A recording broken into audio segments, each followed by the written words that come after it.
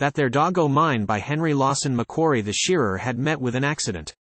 To tell the truth, he had been in a drunken row at a wayside shanty, from which he had escaped with 3 fractured ribs, a cracked head, and various minor abrasions. His dog, Tally, had been a sober but savage participator in the drunken row, and had escaped with a broken leg. Macquarie afterwards shouldered his swag and staggered and struggled along the track 10 miles to the Union Town Hospital. Lord knows how he did it. He didn't exactly know himself. Tally limped behind all the way on 3 legs. The doctors examined the man's injuries and were surprised at his endurance. Even doctors are surprised sometimes, though they don't always show it. Of course they would take him in. But they objected to Tally.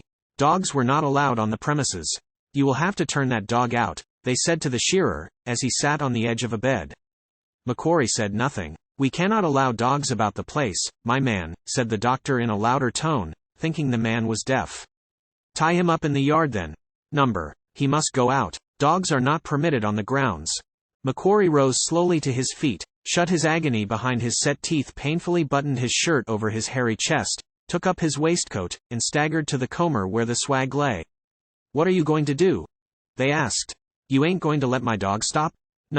"It's against the rules. There are no dogs allowed on the premises." He stooped and lifted his swag, but the pain was too great, and he leaned back against the wall. Come now, man alive," exclaimed the doctor, impatiently. "You must be mad. You know you are not in a fit state to go out. Let the wardsman help you to undress." "No," said Macquarie. If you won't take my dog in, you don't take me. He's got a broken leg and wants fixing up just as much as I do. If I'm good enough to come in, he's good enough, and better." He paused a while, breathing painfully, and then went on. That there old dog of mine has followed me faithful and true, these 12 long hard and hungry years. He's about the only thing that ever cared whether I lived or fell and rotted on the cursed track." He rested again. Then he continued. That there dog was pupped on the track," he said with a sad sort of smile. "I carried him for months in a billy can and afterwards on my swag when he was knocked up. And the old slut, his mother, she'd foller along quite contented, sniff the billy now and again, just to see if he was all right. She follered me for God knows how many years.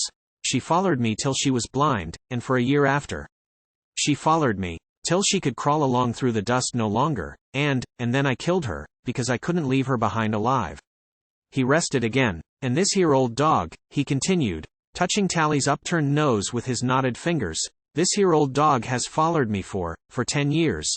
Through floods and droughts, through fair times and hard, mostly hard, and kept me from going mad when I had no mate nor money on the lonely track, and watched over me for weeks when I was drunk, drugged and poisoned at the cursed shanties, and saved my life more'n once, and got kicks and curses very often for thanks, and forgave me for it all, and fought for me.